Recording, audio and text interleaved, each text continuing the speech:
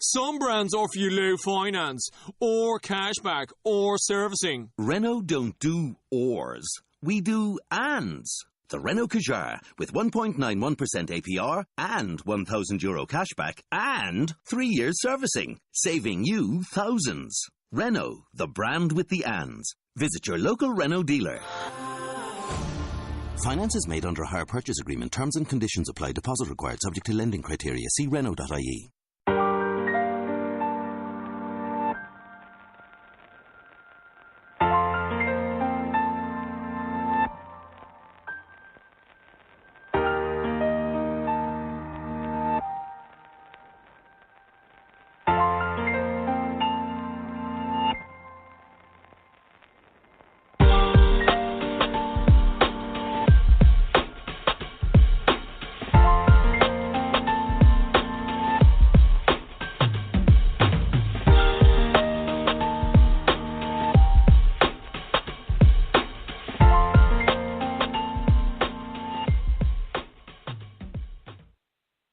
Welcome to Cara Live. So tonight's topic is a reflection of an election. As most of you know, I love the art of campaigning. Political strategizing is like sports to me. So I'm really excited about tonight's guest because he's one of the best players in the game. Before I introduce him, let's get the preliminary stuff out of the way. If you want to join this conversation, call 563-999-3627. Again, the number is 563-999-3627. On Twitter, I'm at Cara Live. For this conversation, use the hashtag Cara Live. Or follow on Facebook and Instagram at Cara Live. My guest Twitter handle is at Joe Trippi. And I want to welcome Joe Trippi to Cara Live. Joe Trippi is a Democratic strategist and partner at Trippi, Norton and Rossmeissl. Some of his experience and client list has included races for Tom Bradley, Ted Kennedy, Doug Wilder, Gary Hart, John Edwards, Howard Dean, Walter Mondale, and that's just to name a few. More recently, he was the architect of Doug Jones' win in Alabama and campaign manager for Mike Espy in Mississippi. So I want to thank him for being on the show. So first, let's talk about your background. So what made you say political campaigning is a career for me? I never decided that. That never kind of happened that way. I was an aeronautical engineering major in Silicon Valley at San Jose State University, and had always been kind of trying to figure out sort of, well, what was going to change more people's lives. How could I make a bigger difference? Would technology make a bigger difference in people's lives, or would politics, supporting somebody for office? And I kind of had an interest in both things, but I was in school doing engineering, and I at the same time I'd go on at weekends. The first candidate I ever worked for was a woman named Iola Williams, African American woman running for city council in San Jose, California. And, the papers were basically saying that she couldn't win, and because the city of San Jose was only 3% African American, and, the incumbent she was running against had an easy fight because Iola Williams had been the one who filed against him.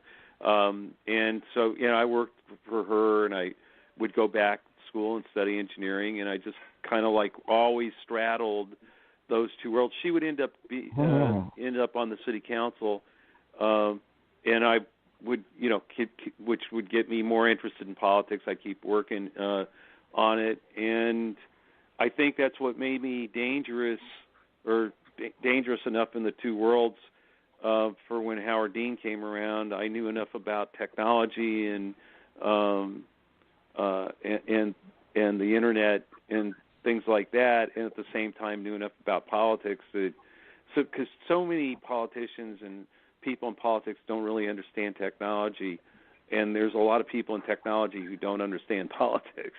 And somehow I kind of ended up with enough experience in both worlds that I was able to kind of like see how to maybe you could do it differently, like the Dean campaign, how we built that. And I think that's sort of, so it wasn't a career thing. It just sort of happened. I don't know how to explain that to you, but that's how it was. You're talking about the Dean campaign, but you were really before your time because you integrated computers like 20 years earlier. I mean, it's like you had foresight that, we need to... Oh, yeah, no, I put, I think the first computer that had been installed in a in a race, in a campaign headquarters was a PDP-11 that I installed it in Tom Bradley's race for governor of California back in 1981, and like everybody in the campaign thought I was crazy because I had brought this huge back then. That kind of computer was like, it was as big as a room. It wasn't like what sits on our desktops today, even though it's probably a lot dumber than the things that sit on our desktops today. But back then it was state of the art. I put that in, and that's what I meant. I was always, that was like 4 years after, maybe 2 years after I was out of college. I left San Jose State. I never did graduate, by the way. I just kept. I just sort of kept going back and forth between technology and politics. I'd worked for e-commerce and cybersecurity consulting back then. As I was at the same time as working on campaigns, and like I said, it just sort of prepared me, I think, to kind of have that be open to trying to do this a different way when a lot of people couldn't see that the internet was going to change things. I was able to help make that happen. When you installed the computer in the early 80s, what kind of data were you trying to find or did you get during that particular time? We were crunching, used it to crunch precinct data, and also we were using it to create targeted lists of voters or precincts that names in precincts that we wanted to knock on doors, or mail. We did a lot of, and we also did a lot of direct mail fundraising with it, where I would kind of figure out people who had given to us, and then use it to find more people like them and mail to them the old-fashioned way, snail mail. But it was we were. I think it was ahead of it definitely then in 1981, 82. It was way ahead of its time for what we were doing. And later on, I would. I think when Jerry Brown was running for president in 92, me and a guy named Joe Costello, we were kind of really didn't like the way TV was one way, and that it was just sort of preaching at everybody, trying to figure out a way to actually get voters, people out there to be able to connect with us, because TV was the way everybody was communicating. And so we came up with using an 800 number idea to get people to sign up for the Brown campaign and to send money in, and we ended up getting the 800. It actually made the 800 number a big thing in political campaigns for a while, and Jerry Brown raised $8 million with ads asking people to sign up with it, calling in, and then that evolved later on to the Dean campaign. So it's been a long kind of constant from 81 or so till I'm still doing it. And we did a lot of digital and other targeting and television for Doug Jones in his race in Alabama, in December of last year, and we're helped Espy. We didn't win in Mississippi, but I think we made a difference. Yeah, I think you did too. I applaud you for your efforts in Mississippi. Did you have another comment, Scott, before I move on? No, just it was interesting listening to his career path, because I'm doing something very similar, going back and forth between the human resources world, the profession I'm in, and the political world. And it's interesting to hear that that's kind of normal before you perhaps go into what Mr. Trippi's doing full time with his consulting line. Sure. What this will be an easy one for you in this 2018 cycle. What was the most surprising thing to you? I wasn't that surprised by it. I thought all along that he was, that Republicans were going to lose enough Republican women, younger Republicans, and college-educated Republicans would be willing to who just wanted to end they just weren't into the divisive, abrasive Trumpism in the party that were going to, would either not turn out or move Democratic, and so I thought it was going to be 40 seats. I think I hedged my bets and said something like beforehand, like I thought it'd be 35, but I thought it'd be 35 to 40, and I actually did think it could get even bigger than that, but it didn't. But I wasn't surprised by that. And then you look at the Senate map, and it can't be too surprising that that as red as those states were, it was a GOP Senate map this cycle, regardless of how big the move was. I mean, you look at even Mississippi, where I worked on the Espy campaign. Okay. Trump won that by 18 points, 58-40, I think it was. Espy, held Cindy Hyde-Smith to 53.9. That's it was literally a 10-point swing away from Trump numbers. So going progress. Going from 18 down in Mississippi to 8. The problem is for the Republicans was there were a whole lot of districts out there that were only 9 plus 9 or plus 11 for them. If you can make a plus 18 move to plus 8, then it's not hard to see what happens if you got a bunch of plus Republican plus 9 districts out there, 8 or 12. A lot of those went down. A lot of those went to Democrats. So like I said, I didn't see a whole lot that surprised me. Anyway, we'll see what. I think it's now going to be. Obviously the presidential is going to be. 50 people thinking about going. So we'll see what happens. Right. Let me ask you this question. I'm in Tennessee. I'm in Nashville. I worked on the Carl Dean for Governor campaign, and we just had our debrief where our Tennessee Democratic Party Chairman Mary Mancini is traveling the state and just asking folks what they thought about the campaigns, what do they think we need to do differently. And one of the things that has been raised is a couple of people are saying, well, in Tennessee you had 2 moderate candidates, and they were trying to hedge their bet on some, Republican positions kind of in a Me Too fashion. I'm for that too. Our Senate candidate, Phil Bredesen, actually did a commercial where he was in almost like a military fatigue, and he's leading people to the border. And a lot of people in Tennessee were saying, well, that's just not effective trying to be a moderate. And instead, you need to change the electorate, this term, change the electorate by going after low propensity voters, people who are not as likely to vote. And you need some sort of charismatic, progressive figure like Beto O'Rourke.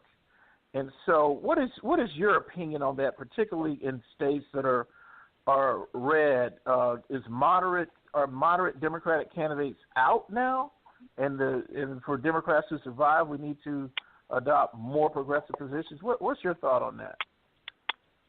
I think a lot of things that'll work in one state won't work in another. And I also think, look, we're in a world where everything's gotten tribal, and people go to their corners.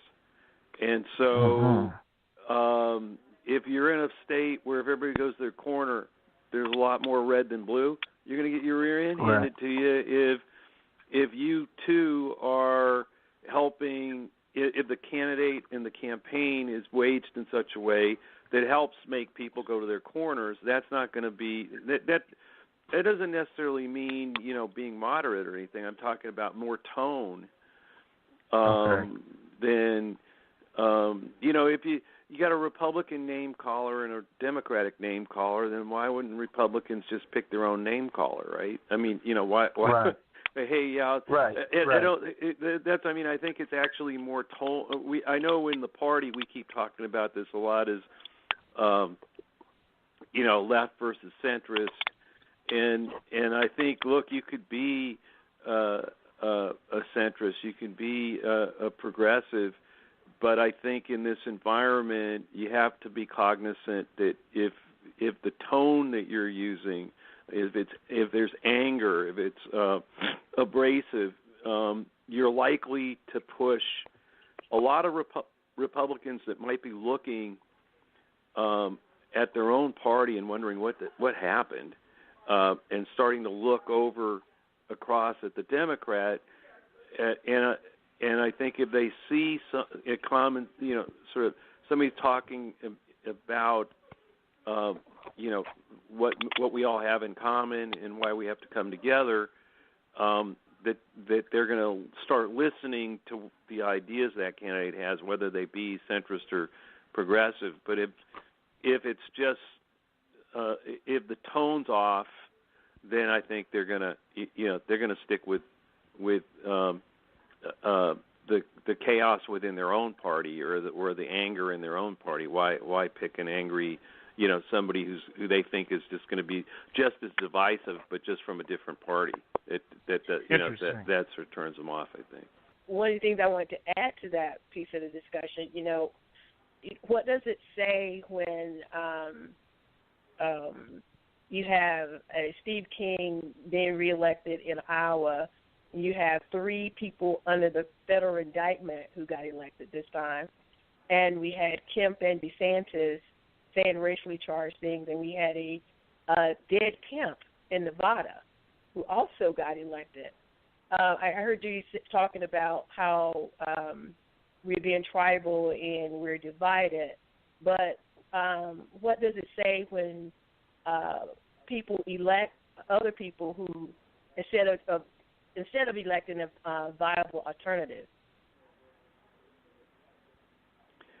Well, I mean, look, I think part of this is the way the lines were drawn in a lot of these places. If you draw a safe district for Steve King, it's hard. They're going to vote, and it's made of rock bed Republican. What's happened is, like what we saw in Alabama, and as I was saying, if you look at polarized political world we're in, where people literally, no matter what the charge is, on both sides, by the way, immediately go to their corners. That's what happens. And so, like in Alabama, when the accusations were made against Roy Moore, women accusing him of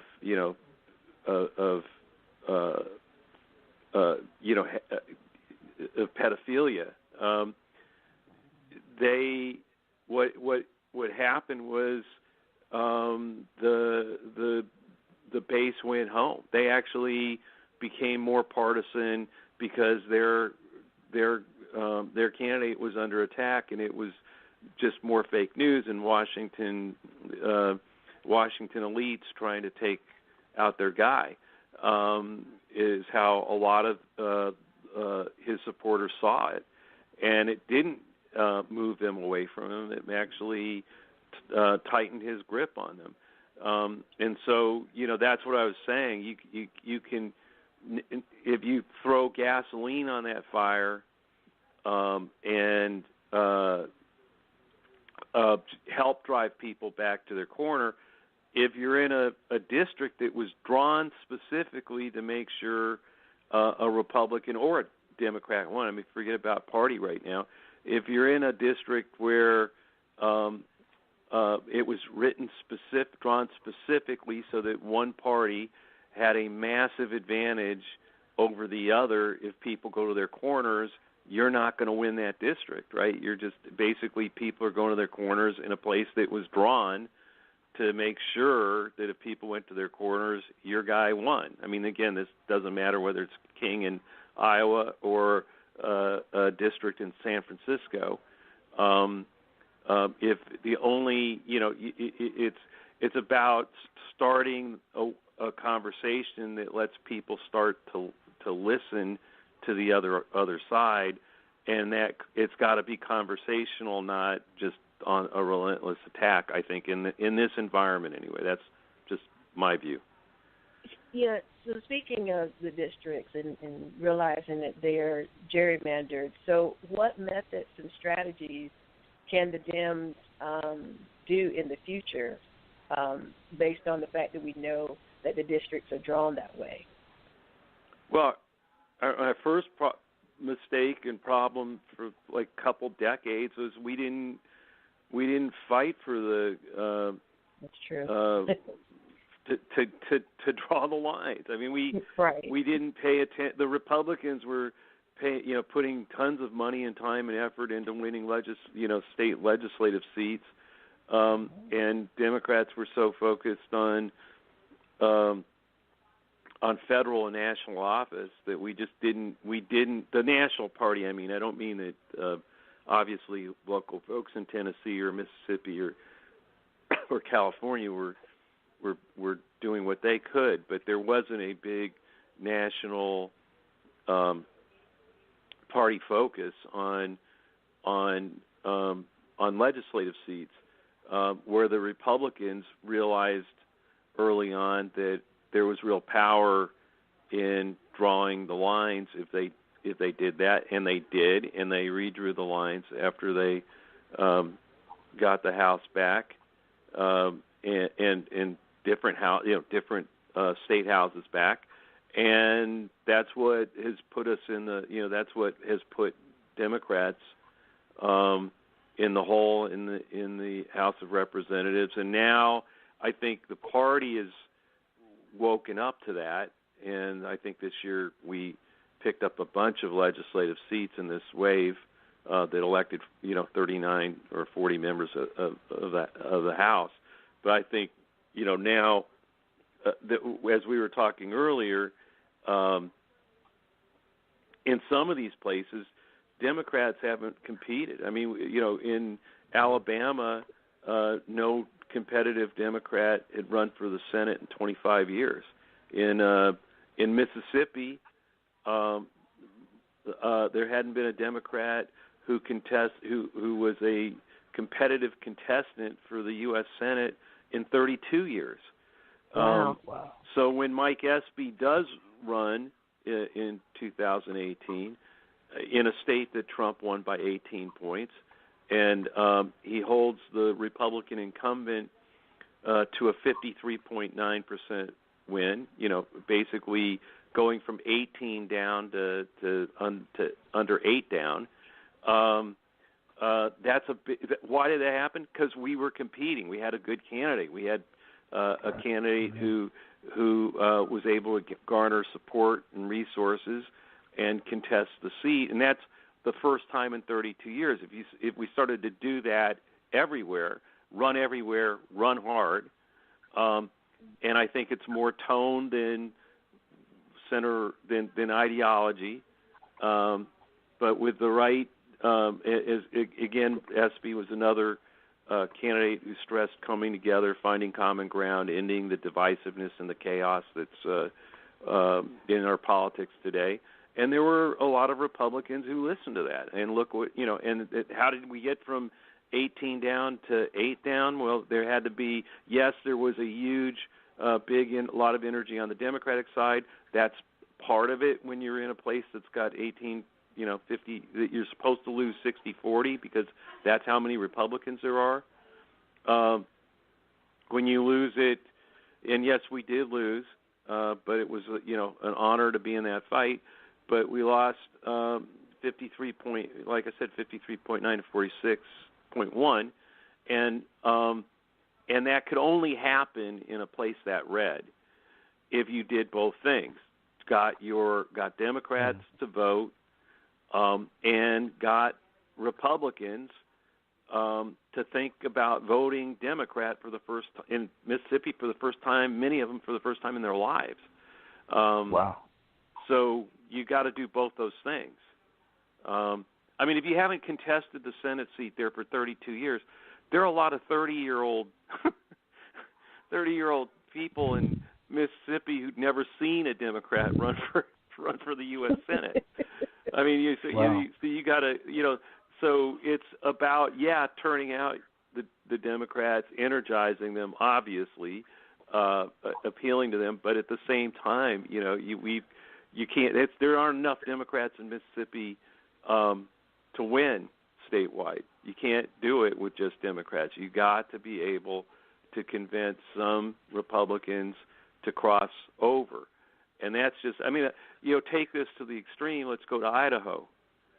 How's a Democrat going to win the state of Idaho? Well, that's going to be a long process, but again, I think for the first time this year, we actually had a relatively competitive gubernatorial candidate up there. So we got to run everywhere, run hard, but we've got to do both things: energize our base supporters, but understand that the tone in which we talk and listen to the other side and try to find some common ground or enough common ground that they will, like they did in Alabama, look across, and like they did with Mike Espy, a lot of them, look across the aisle and say, yeah, I'm gonna vote for a Democrat for the first time in 25 years. Wow. Well, with that said, it's making me think about how do we recruit, additional Democrats to run in those particular states if they haven't even seen anyone run in 32 years? That's starting to happen. How can we remain competitive?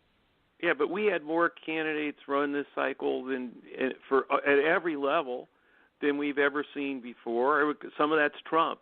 Trump's obviously energized a lot of people, particularly women, to seek office.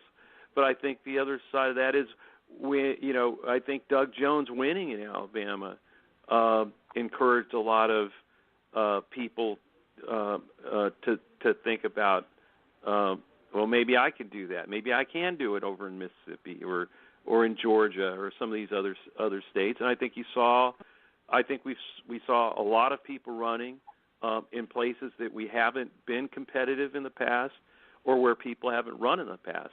That doesn't mean we're going to win all. Yeah, and we came close and lost in a lot of them. I got that. But that is a big step from losing these places by 18 points or in Alabama, I think it was 28 points before Doug Jones came along. So, and it's going to be a hard fight to hold on to that seat. But Doug Jones needs our help, and I think there'll be others. The seat that Cindy Hyde-Smith. She was appointed, and then she now won the final 2 years of the term. But that comes up in Mississippi in 2020, 2 years from now. She's right back up.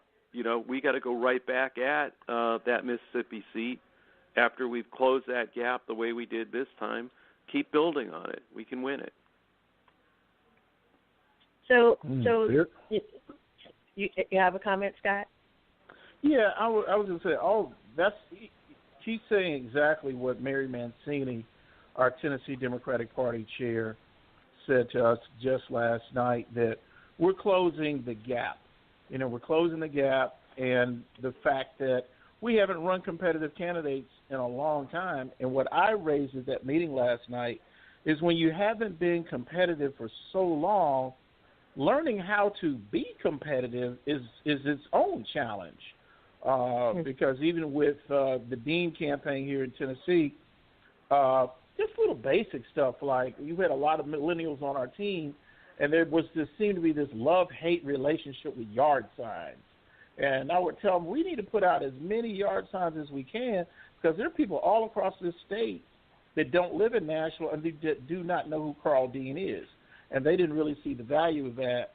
And that just kind of comes from, we haven't run a competitive race in 12 years for a governor's seat. So we have people that are so new, they don't know what to do that's effective. So I think a lot of that goes on, too, when you do not run each cycle and have a viable candidate. You have these big gaps of time where you just simply don't know how to be competitive. Yeah, I don't disagree with that. I think part of that is, that is a lot of the problem for Democrats across the South. We just haven't. Again, a lot of places where either people didn't run, we didn't have, or didn't have the resources, where the party just atrophied. Look, there wasn't any big get out the vote apparatus in places like Alabama or Mississippi because I don't know what it was like in Tennessee, but there just hadn't been a competitive structure put together for years. Certainly none of the Democratic presidential campaigns ever fought for those states for their electoral votes. So that so you start to the apparatus, the structure, the know-how of getting out the vote and identifying support, all, you lose it. It just starts evaporating over time. And then in the meantime, if you don't have any candidates out there arguing against all the attacks on Democrats, look, if there's no one running for these offices and all the state's been hearing for years is how Democrats will ruin your state if you ever elect them, and there's no one answering it, no one putting any ideas out there because we're not running anybody. You get, it starts to become like this self-defeating, kind of death spiral that I think in a lot of places we're climbing out of, and I think you are getting more competitive. And I think we saw it across a lot of, usually red areas this year, where we had candidates running.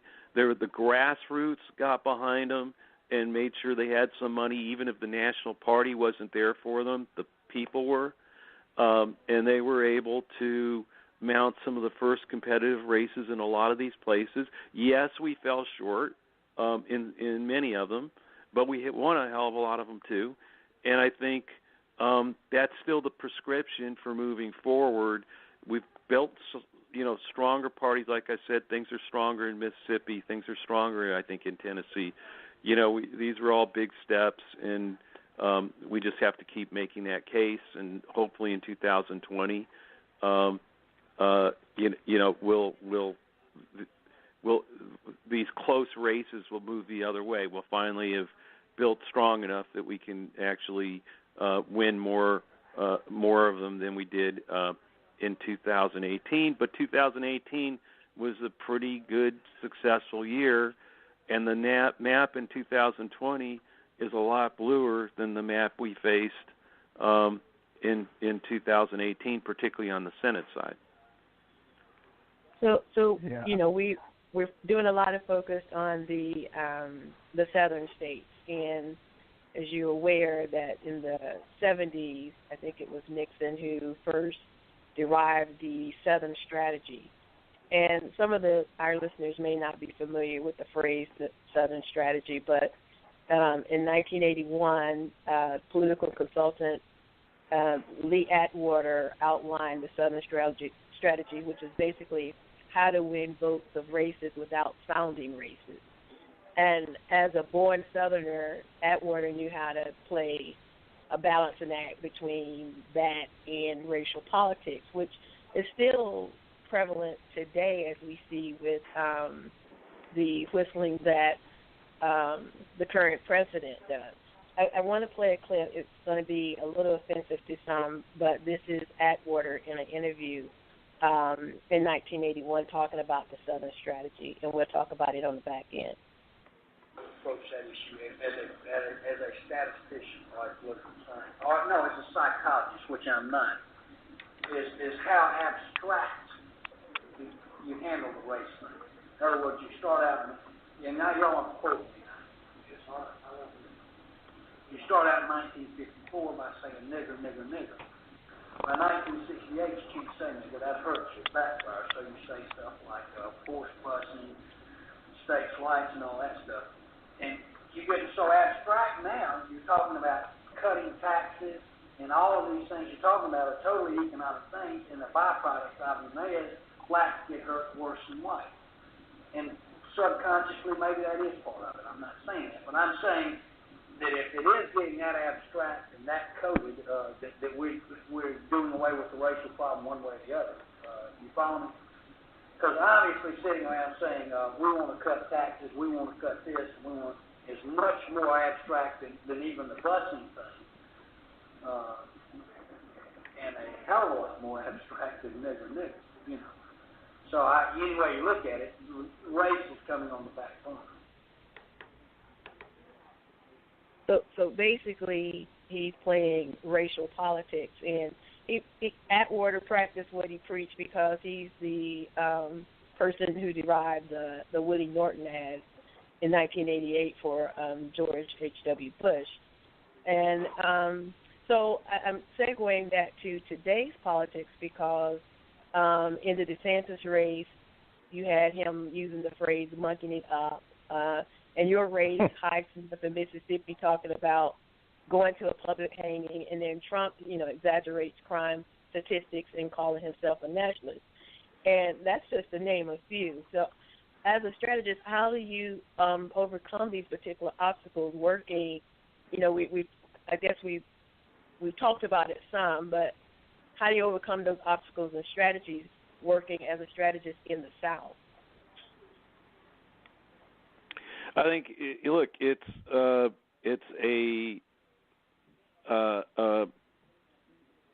again, it's like we said, it's about fighting everywhere, running everywhere, running hard, and I said again, it's tone. If we are looking, if we're pushing people to their corners again, that's not going to help. And so how do we get people out of their corners? It's having that conversation. It's about the kitchen table issues that people care about, their health care, things that the more we focus on the kitchen table issues, the more likely we're going to get some of those people who are Republican on the other side to come with us. If we basically have this angry debate, we're just going to keep them in their corner. They're never going to listen. And I'm not talking about the racial component. I'm just saying that there are plenty of people who could come over and vote for a Democrat, but they're not. We've been so not competitive, and actually haven't put. They haven't really heard a lot. All they know. I mean, when we were doing focus groups in Alabama, people in the groups literally spit the word Democrat out like it was poison. I mean, because that's all that was their. They hadn't. There'd been no Democrat like Doug Jones, as a candidate. There hadn't been any, with resources that could actually get a message out that actually conveyed that he listened to people and that he wanted to find common ground with them, and that and so failing to do that, then all the stereotypes and all the scare tactics work. And by the way, Trump was good at scaring people. That's not, that's what they did. Tried to do, what they were doing in Florida and Georgia. That's what her comments about, about public hangings or you can play on people's fears, or you can appeal to them on issues that really move beyond those fears. And what I'm saying is that we've got to do both things, right? We have to allay their fears. We're not out to be in some fight against anyone. We want to bring people together. At the same time, energize and make sure our people vote. We got to do both those things. And we're never going to get all. That's the whole thing. The Jones race, we had to get. I can't remember. We had to get something like 30, low 30s of sort of independent Republican, but non-Democrat. The people that weren't Democrats, we had to get 31% of them to be in the race, and we got exactly 31. We ended up being we ended up winning the race by 23,000 votes.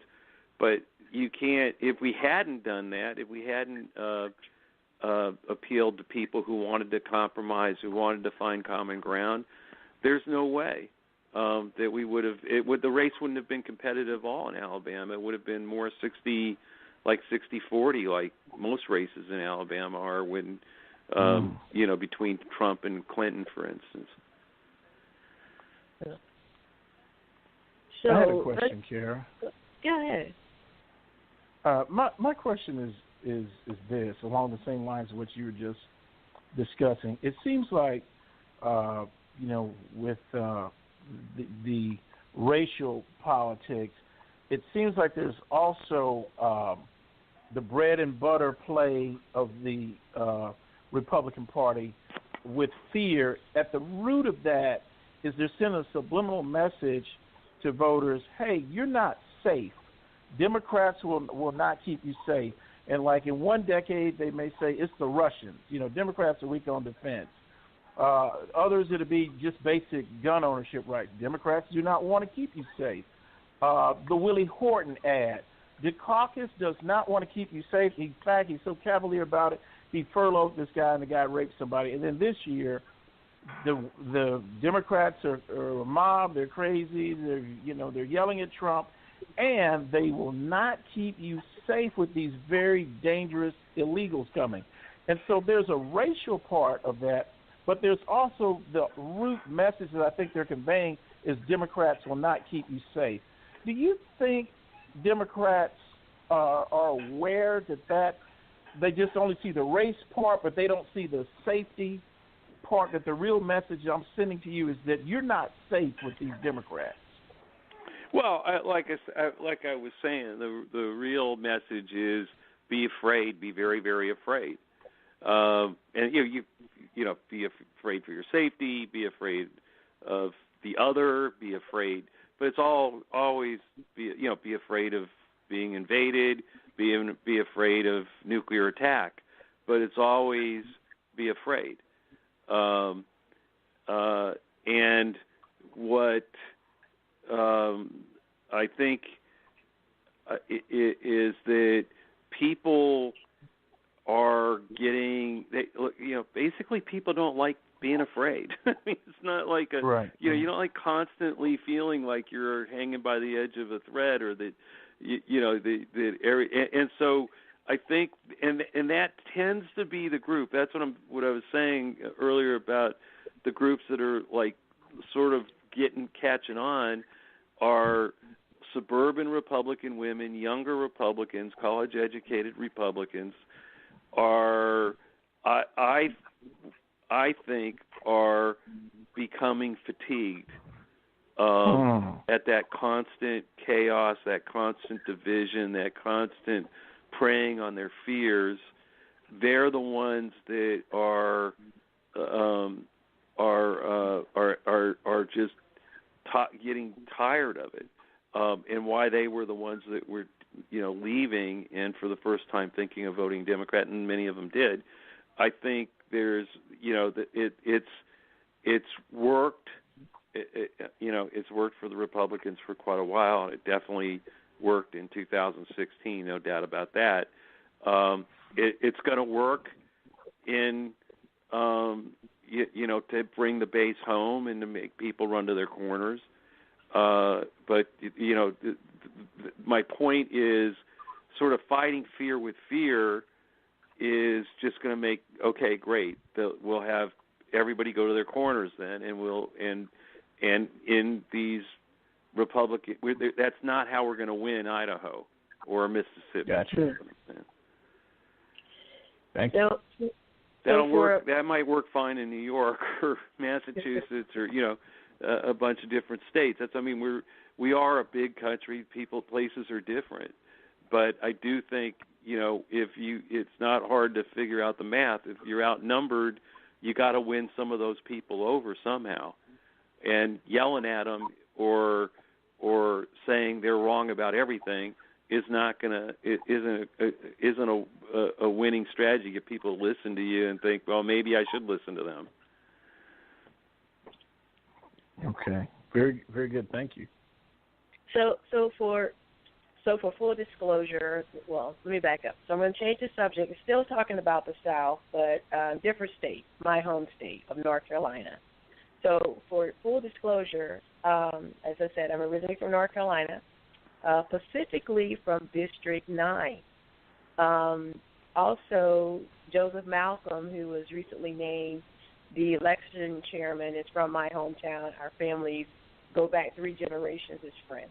So with that said and out of the way, so my home county, Robeson County, and neighboring county, Bladen, are being investigated for voter fraud.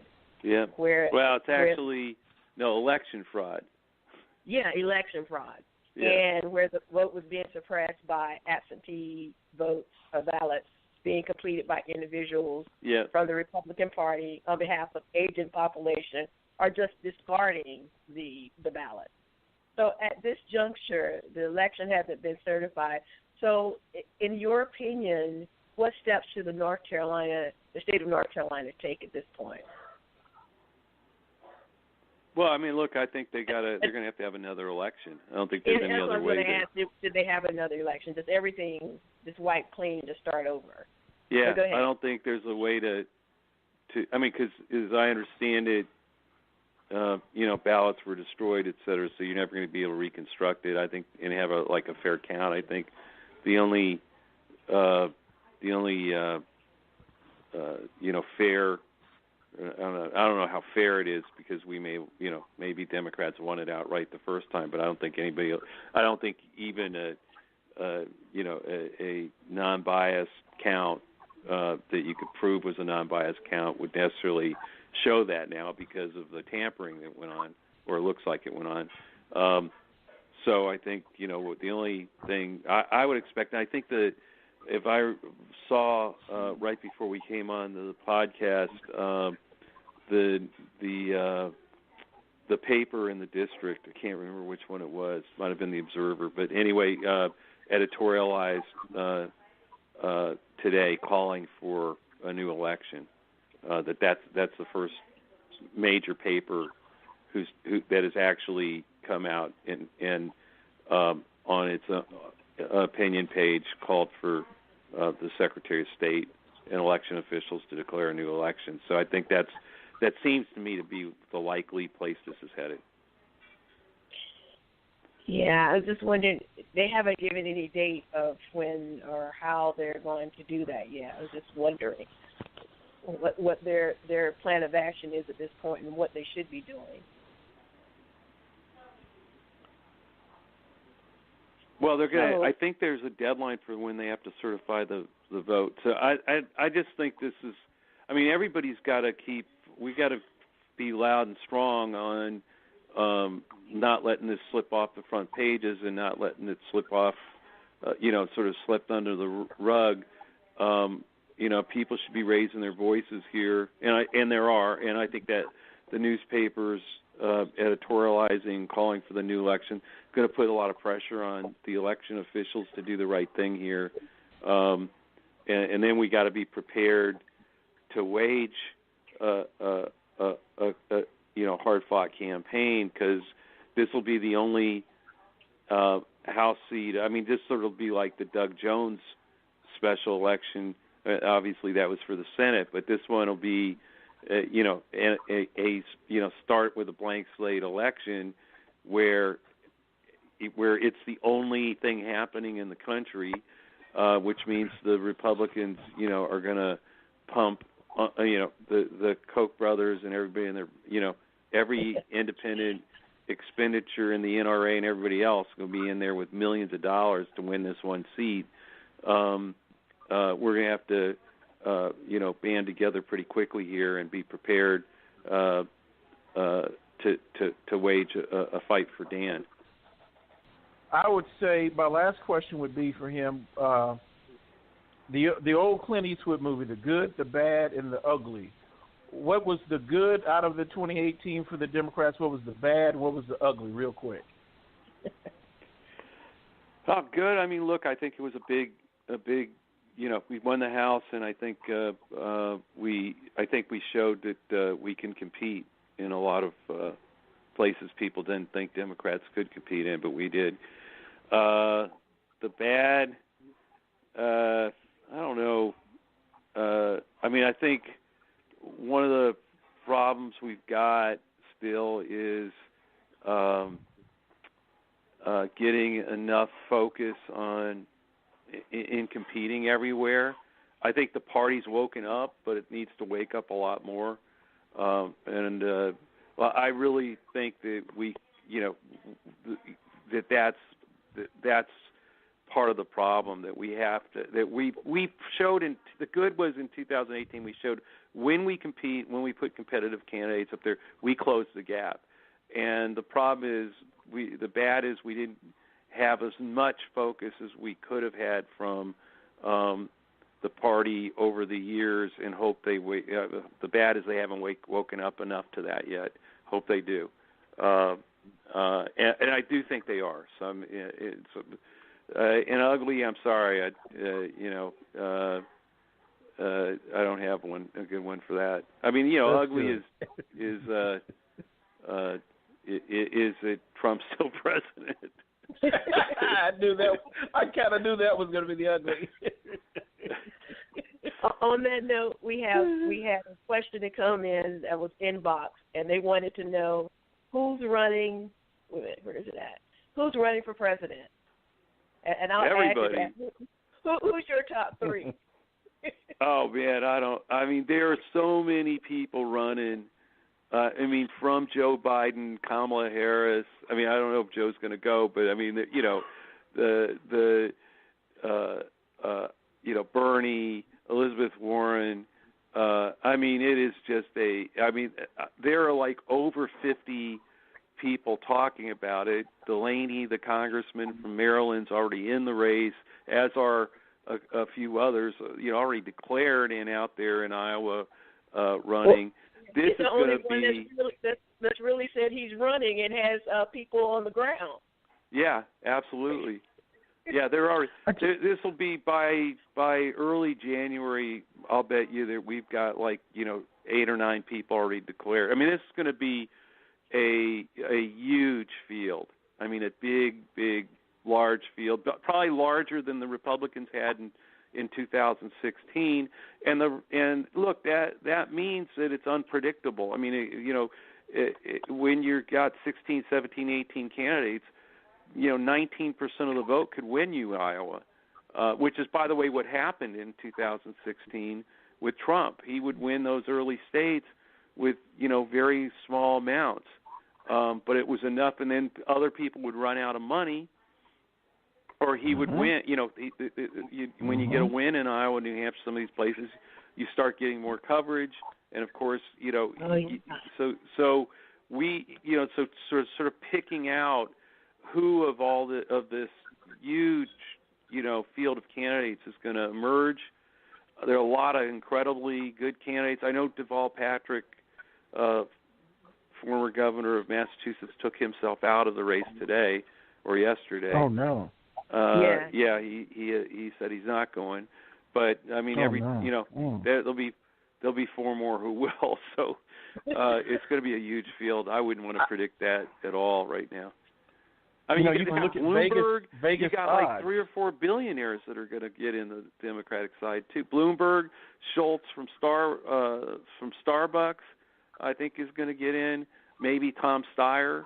You got 3 or 4 billionaires, 3 or 4 strong progressives, 3 or 4 younger generations. Time for a new generation of leadership. I mean, there's going to be different, and then you got the Bernie, sort of Bernie establishment wing fight. So there's going to be 4, 5, 6 different wings or flavors out there fighting for to get into to try to get in the top 2 or 3. And I think the internet is going to make a lot of them able to, with a good message, able to raise some money and build grassroots support. So I don't think this is going to be very easy to predict at all. No one would have predicted Trump. So and we're not counting on yet all those names I rattled off. You could still get a celebrity Democrat getting into this that we're not thinking about right now. That in a big field like that might grab enough attention to upset the apple cart the way Trump did. So, by the way, I'm not saying all this is good. We don't know yet. We just see who emerges and pick your candidate and get in there and fight hard for them. Wow. Well, thank you very much. It was a pleasure to have you on the show. No, and thanks for having me. The ball. And I hope it worked out with all the the technology. Yes, thank you. Okay, thank you. Take care. Bye-bye. All right, thank you. Bye-bye. Thank you. Bye-bye. Scott. All right, bye-bye. Bye-bye. For everyone who did miss part of the show, you can listen later on your own at iTunes or TuneIn Radio. So thanks, everyone, for listening to the show. Again, I apologize for the technical difficulties at the beginning of the show. Feel free to tune back in and listen at your leisure. Again, if you have any questions or comments, feel free to check out the website, www.caralive.com. Thanks again for listening to Cara Live.